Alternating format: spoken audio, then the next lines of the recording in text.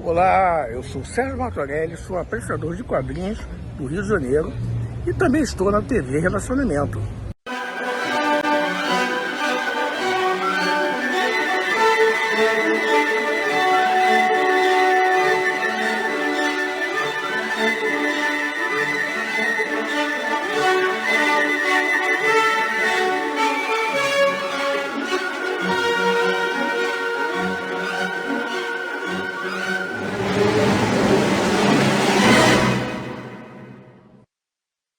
Olá, internautas! Iniciamos mais um programa Quadrinhos para Quadrados e Redondos e hoje eu estou muito feliz porque é uma pessoa que eu sempre sonhei em conhecer pessoalmente, né? Sou um admirador muito grande dele desde quando eu era garoto e hoje temos aí a honra de falar com o Shima, Júlio Shimamoto.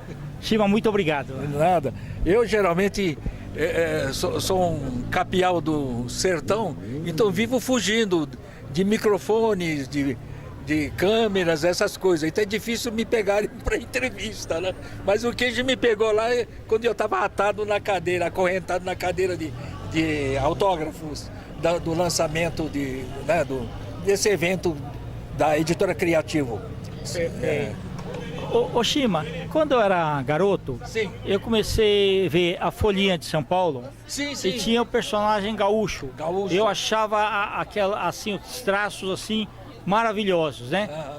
Quanto tempo você desenhou o gaúcho?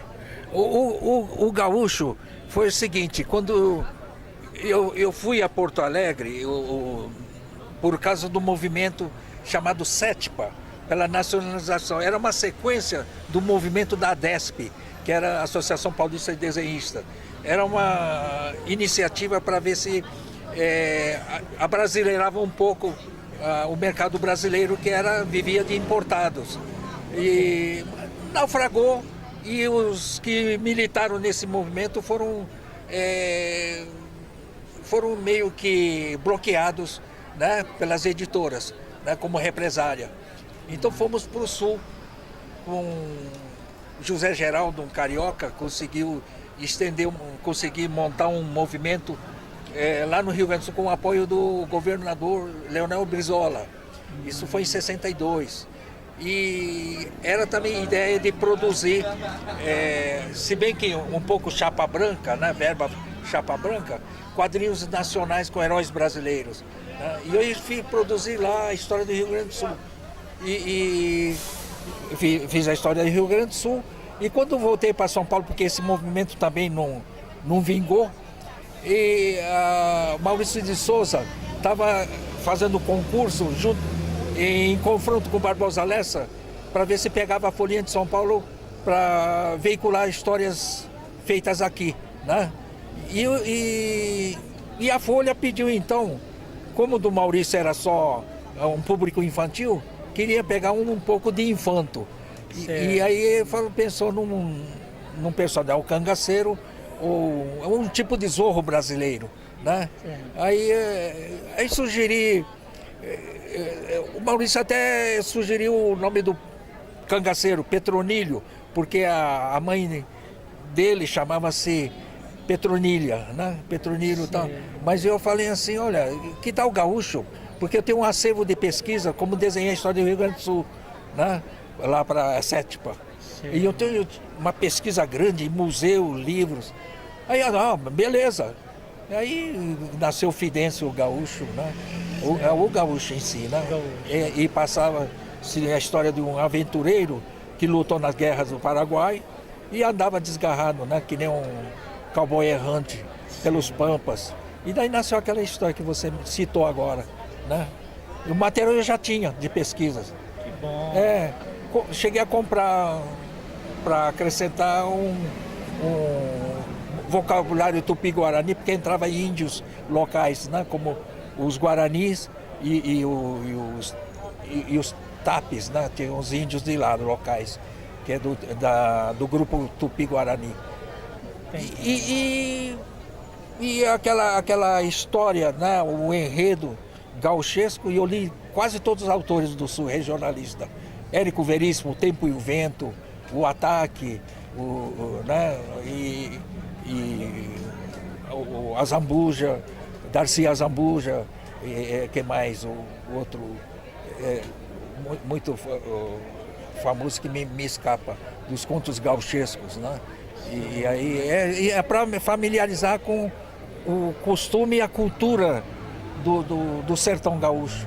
Maravilha. Ô Shima, e também eu me recordo que uma das revistas que eu acabei comprando na época era o Capitão 7. Ah, Capitão 7. E quando eu olhei, tinha uma das histórias que era assim, a origem do Capitão 7. Eu olhei assim, desenhos muito bonitos e tal, e fui ver, será que tem o nome do desenhista? E tinha o seu nome lá. Como é que foi essa história? A história é o seguinte, esse personagem já existia na televisão, Canal 7, né? Por isso que o Capitão 7 é alusão a essa marca, né? Do Canal 7. E o Cortez me chamou falando assim, eu preciso que pelo menos o primeiro número seja feito por você. E eu tenho uma recomendação, é meio dirigido essa encomenda. O personagem tem que parecer Flash Gordon, né? E ele me emprestou aquelas da Ebal, cadernões grandes, do Alex Raymond, né? Para Netamongo, todas aquelas coisas, para eu ficar olhando a característica do Flash Gordon. Então o Capitão 7 que tem lá parece primo do Capitão 7 do Alex, os Flash Gordon do Alex Raymond. Tá, perfeito. E eu feito era loiro, né? Também, isso, com topete. Certo. E feito isso, a minha obrigação era fazer a história inaugural, o início do Capitão 7. Depois foram, acho que um tal de Itagiba, depois Getúlio Delfim, Odilon, muitos fizeram a sequência, né? Eu só fiz aquele número que você citou. Mas depois em todas as grandes obras que foram feitas, né? Tanto quadrinhos, livros, ilustrações, Sim. sempre o seu nome ficou em evidência. Como é que foi isso para você? Eu não entendi bem esse você chamava com evidência. O seu nome acabou ficando assim. Todos os desenhistas falavam. O Cortez gostava muito da minha concepção, né? A minha forma de quadrinizar.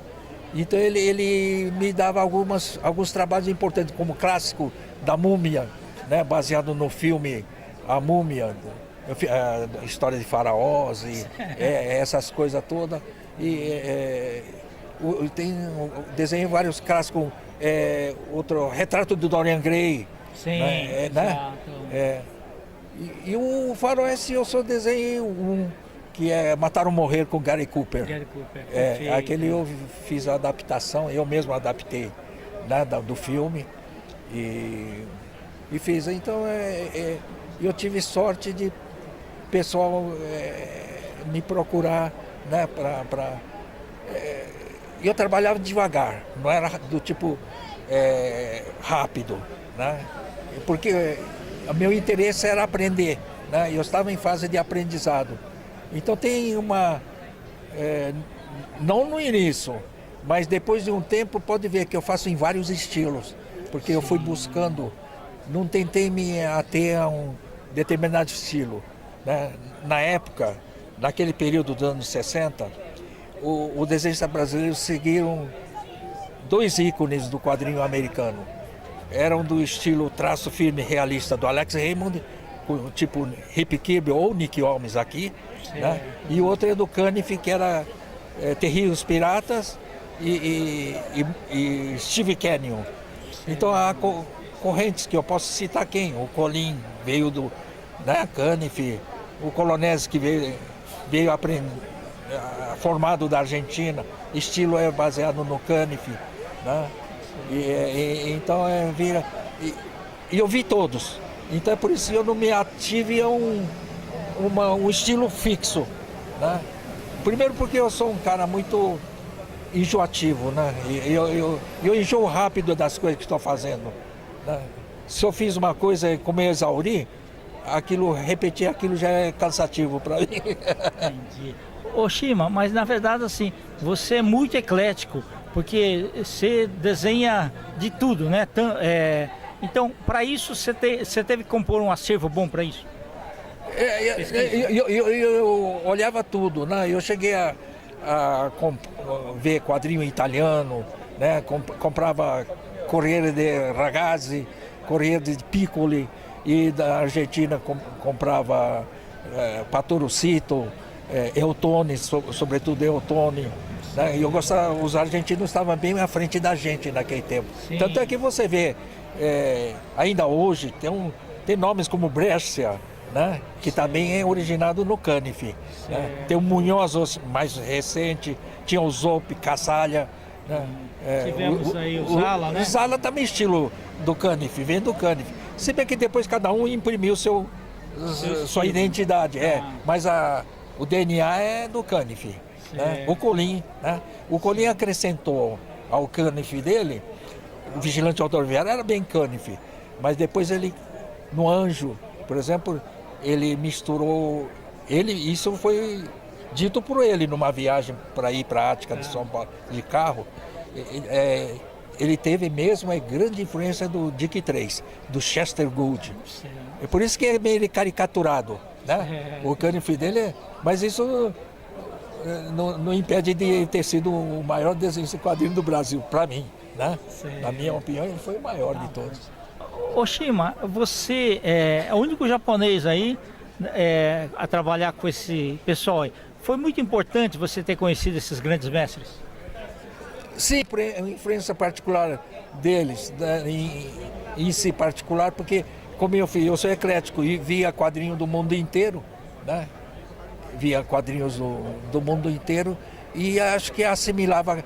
E eu tenho uma influência grande, isso quando eu era adolescente, nos 14, 15 anos, do Sid Shores. O Sid Shores, ele desenhava Biodinamite e Cavaleiro Negro. Né?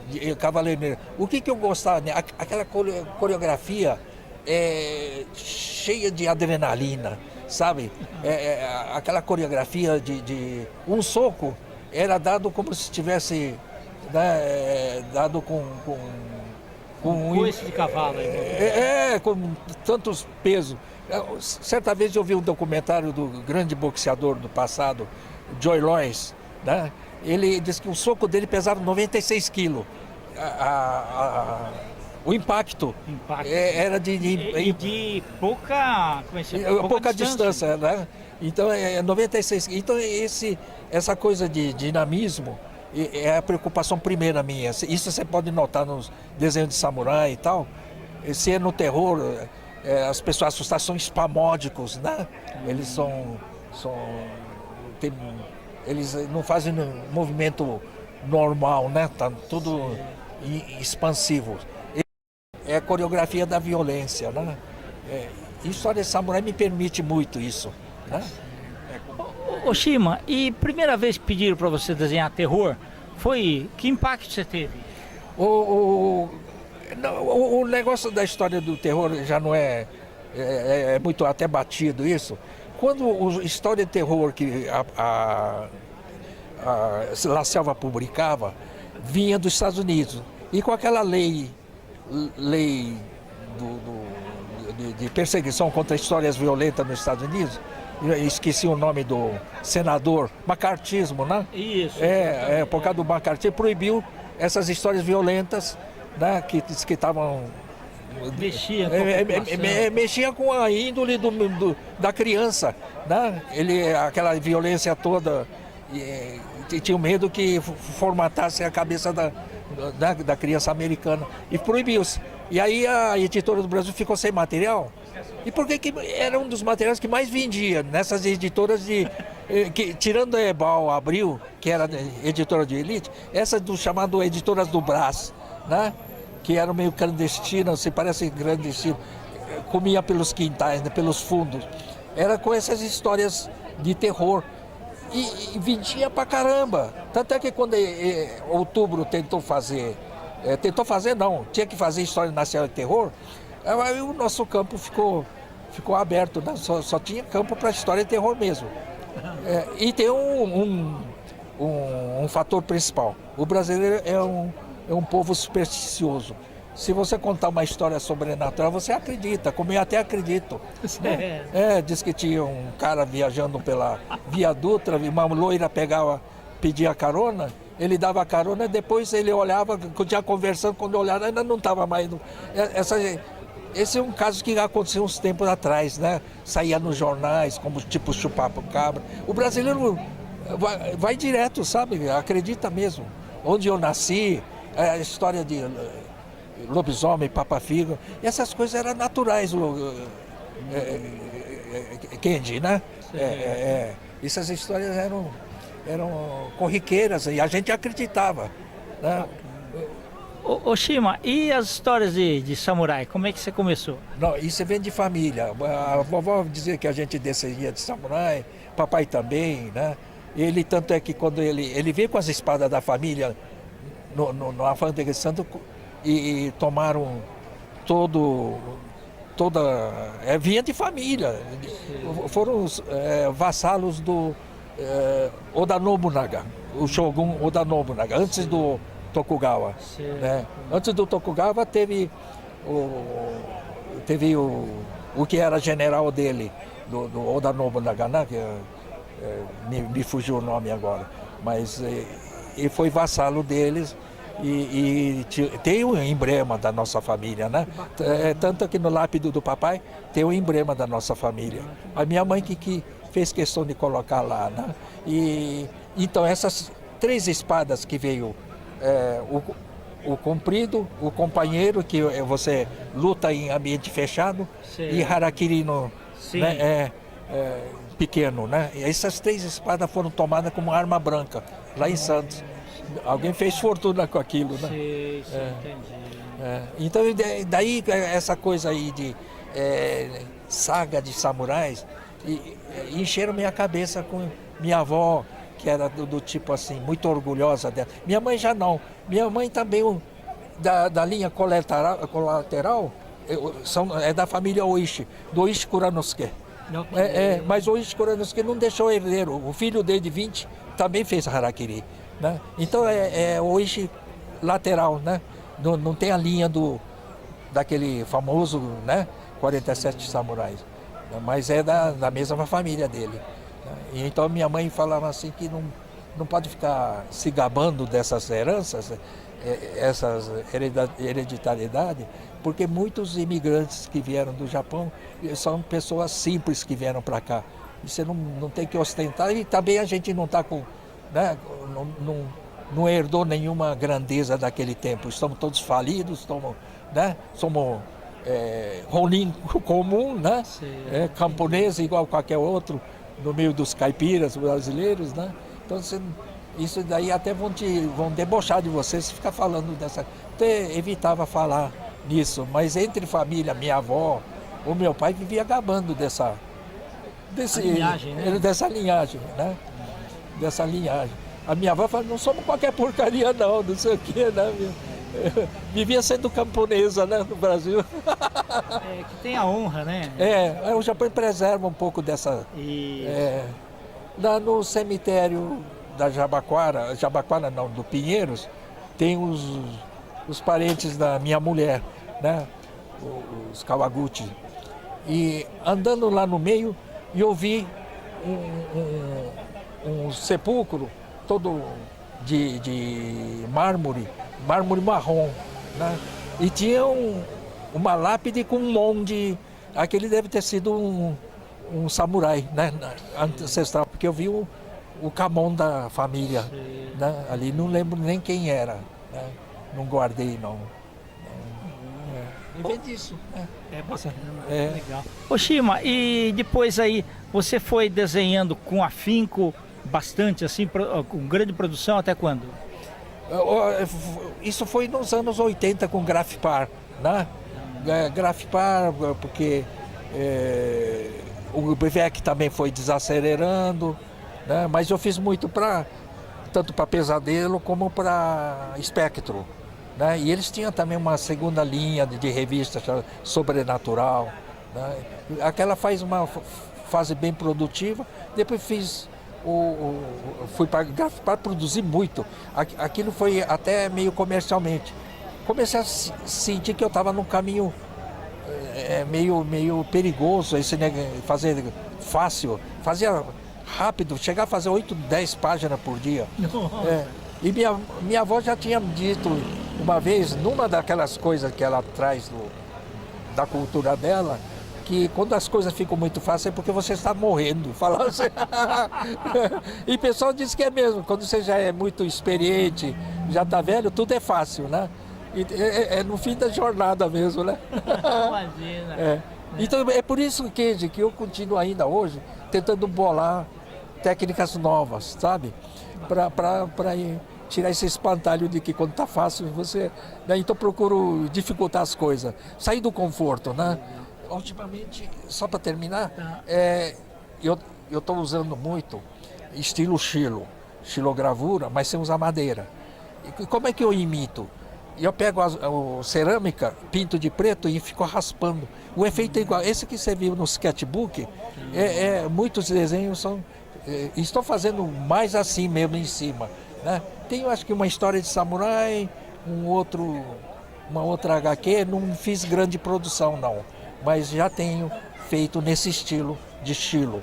E ultimamente uma nova técnica foi pegar, eu fazia num tamanho assim, tipo... 18 por 20, 23, um tamanho revista Veja, para desenvolver um estilo novo. E eu cortei em pastilha de 3 por 3 e eu pinto de preto. E com uma lupa eu faço o que fazia no grande.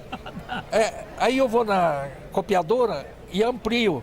Aí você vê assim, são desenhos rudes. As imperfeições ficam ampliadas. Essas imperfeições criaram um estilo novo para mim. Que bacana. Né? Então isso me dá uma tesão. Mostra para o Franco, mostra para... Pô, cara, isso não existe, ninguém está fazendo isso. É isso que me... É a vaidade que me alimenta, sabe, Kenji, né?